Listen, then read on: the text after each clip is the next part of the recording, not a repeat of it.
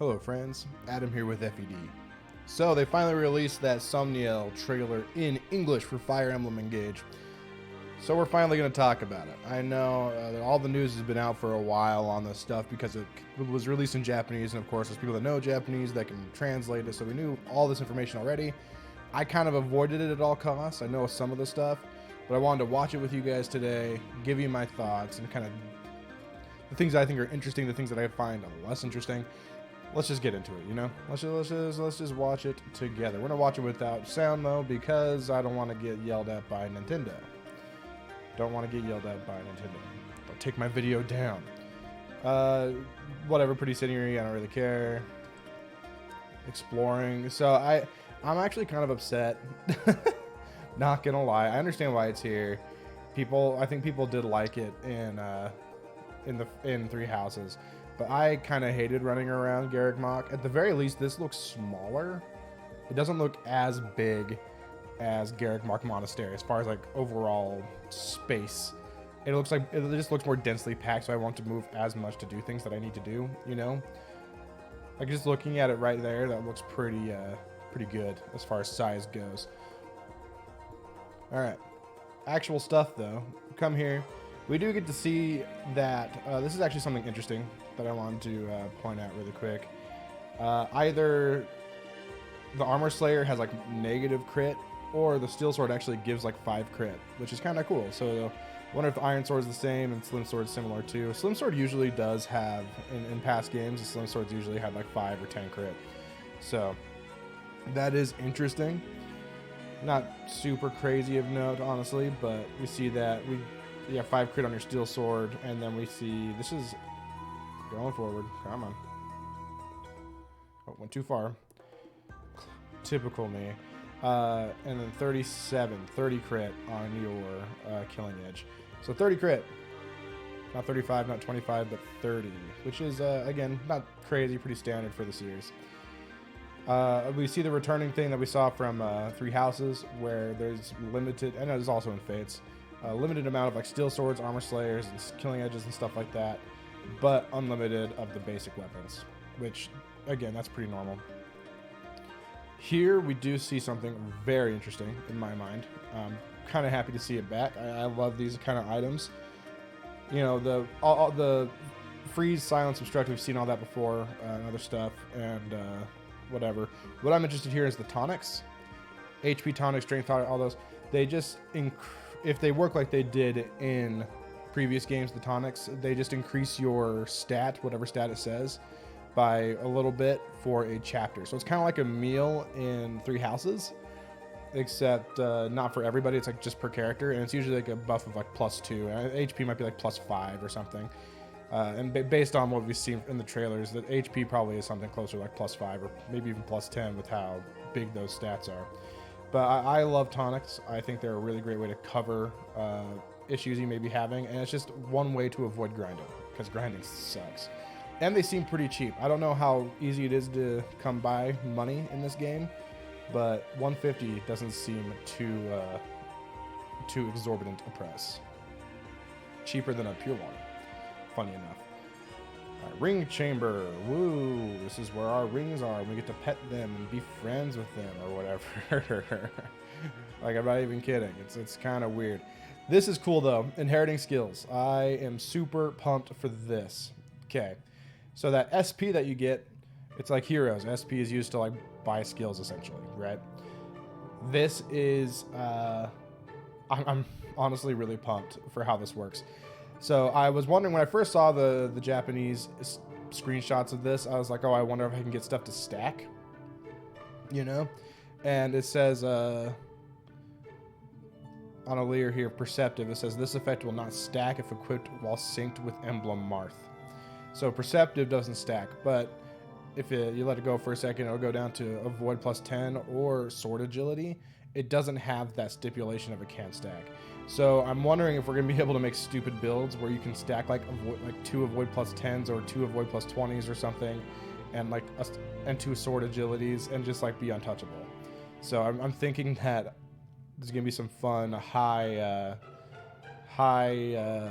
avoid builds, and I bet there'll be some crit ones too, depending on rings. But I do like that Marth is definitely kind of playing off like his, he's like the high speed, high avoid kind of guy. That's definitely what they were going for. You think they would do that with like Lyn, but whatever. And now this is the part where everyone's mad. Everyone's really mad about the gacha mechanic here. I don't think it's that bad though. Because look at these buffs they give. Tiki +1, you know, Chris C. Why is it Chris C? Oh, C is the rank. Oh. But like +2 HP, +1 luck, +1 speed. It's not that big a deal, guys. It's just a little bit. And it looks like they're going to be pretty easy to obtain, if I had to guess. They see, I don't know, maybe the bond shards or the emblem shards or whatever they're called will be hard to come by. But based on the rest of the trailer, I don't think they will be, as long as you're willing to just like do the little like extracurriculars. So I don't think this gacha system is going to be that bad, especially considering if we go back to the previous screen here. Wrong screen, please.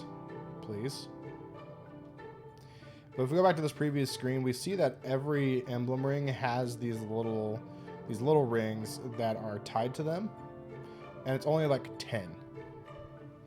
There's only 10 of them, but then there's like 4 degrees of power for each of those 10. So like we saw with Marth, you had like Chris, Agma, Sita, stuff like that, Tiki. So it'll be, I think getting all 10 is not going to be that hard, is all I'm trying to say. Seems like a fairly reasonable system. And as far as bond fragments go, or whatever that was, shard fragments, it said that they had like 7,000, and it costed 1,000 to get 10. So I don't know how crazy that's going to be to get that, but we'll see. Also, you can merge them to get like the higher tier. So that is, it's like a guaranteed way of getting there. Just kind of nice. This part's a little weird, not gonna lie. He polishes the ring, and you're like, okay, he's just polishing a ring. But Sigurd's weird about it. Sigurd's like, oh, yeah, right there. Ooh. It's like the face petting from Fates. It's weird, man. They took it and made it really weird. They didn't have to be like that, man. They didn't have to make it a weird petting simulator. This is cool. It's just like training stuff. Requires some, I believe it requires some sort of resource. I don't know what resource it requires, but it does. They didn't show off the emblem stuff, but I did see some screenshots of that. We can spar with emblems. This I'm excited for, though. This is like, oh, this is a Revelations map, isn't it? Totally Revelation map. I'm really excited for this like challenge modes, like challenge maps. Well, I'll like them if they don't give experience. If they give experience, it'll feel kind of like an annoying, cheap way to grind. I'm not a huge fan of like hardcore grinding in SRPGs, so I hope it's not a grinding method. But looking at it like outside of that, it could be really cool. Just have some really cool hard battle challenge things. Just like give some more life to the game, you know? They call it Tempest Trials. And the clear rewards, I don't know what these do. These crystals, I don't know if these are just stat boost or if maybe they're like, I can see them being like growth boosters or something like that. Something similar to like Apha's drop from FE7. Don't know for sure what it's going to do, but I don't know. Little things and like crit crystal, or I wonder if they're even like things like you hold on to them, or like equipables, kind of like avoid rings and crit rings and stuff from Three Houses. Who knows though? This is really cool though. I don't know exactly where they're going with this, but essentially it's like Aether raids. I don't know if you guys know what that is in Heroes. I kind of stopped playing before it came out, but I know a little bit. Essentially, you like build a map or whatever, like terrain and whatever, and then people like challenge your map. I think there's some cool opportunity here. I wish they would make an actual good like PvP, but this is like a, you know, it's like a simulated PvP, you know, which could be cool. And you like upload your map, people can play it, which I think will be fun. And there's some cool opportunity there. This part I care less about. I don't really care about allies. Whatever. Have a conversation. Hi, friend. Why does everyone's dressing like it's the, 21st century? Not everyone, but a lot of people. Yeah, I don't really care about this stuff. If you care about, talking to your allies and getting supports and stuff, that's cool. This is interesting enough, at least. This meal thing. So it's like meal. It's like the 2 different meal options from 3 houses combined, where you have to like use items to cook, and like it builds supports, but also it gives a stat boost as well. And it looks like it gives. I don't know if it gives stat boost to everybody in your army. It wasn't very clear on that, or if it's just to the people that you invite to your dinner thing. So right here it says all units gained. So I don't know if that's all units or just the ones that, again, you invited. Also, apparently, Alir gets extra bonus stats for cooking. Apparently, being a divine dragon makes it so food affects you better. That's cool, I guess. Good for them. Good for them. I'm not a huge fan of finding sparkling items on the ground or giving gifts. I kind of wish that wasn't here, but whatever. It honestly looks like an after effect at this point. Here, I got you a poetry book. Yay. And then everything else. This is the stuff that I feel like is getting the most traction on Twitter and stuff. The stuff that everyone's upset about. I love the modern workout clothes. Like, what? Why can you? And apparently you collect animals, and collecting animals like gives you goodies. So, I don't know if you're like, it's a rare vegetable. Where did that donkey get that rare vegetable, and why did it leave it there? Don't get it. Also, there's this weird cat dog. I think it's supposed to be a cat, or we actually don't know what it is. It's like some, it's probably some omnipotent Omega creature that watches over the Somniel or whatever. But apparently, if you make it happy, it gives you goodies. Right here, we see it kind of burst in a second. Right, where's that? Yeah, like farted out some crystals. I think those crystals are, like the bond shards or whatever it is to like upgrade your rings and to, get those whatever they're called, the not emblem rings, the baby rings, we'll call them. They got some bond fragments, as it's called. I don't know. They haven't shown if these like aesthetic changes to characters will apply in battle, or if it's just like while you're on the Somniel or whatever. This seems really superfluous and kind of stupid. I don't like this at all. The strength training. It's like, oh, you did perfect, and you get +3 dex in your next battle. I wonder if that'll just depend on what workout you do. Like if you do the push-up mini game or whatever, will you get like +2 strength or +3 strength in the next battle? I don't know. For some reason, this in particular makes me mad. I don't like this one. I'm not going to say it's stupid or bad entirely, but it just seems kind of like an annoying, intrusive aspect to the gameplay loop that I'm not going to be excited to do ever. Oh, a fishing minigame. Oh my goodness, that's exactly what I wanted. Annoying though, you get bond fragments from this. It's one of those things. Another way to get bond fragments, which are going to be very important. I don't get what this is all about. The whole cards thing. Apparently it tells you what someone has going on. I don't know why they're thinking of Lewis or Louis. All right, Marin, you go, girl. This, why am I playing Star Fox and Fire Emblem now? I don't get it, man. I don't get why you're playing Star Fox and Fire Emblem. And I wonder if it's like even actually entertaining. It looks really boring. I've heard some people say they're excited for this and like, oh, I love shoot 'em ups. This is hardly a shmup, bro. It looks really bad. And then Amiibo stuff. I think this kind of confirms we're going to be getting some new Amiibo. I think we're going to be getting a Micaiah Amiibo and a Lyn Amiibo and all that.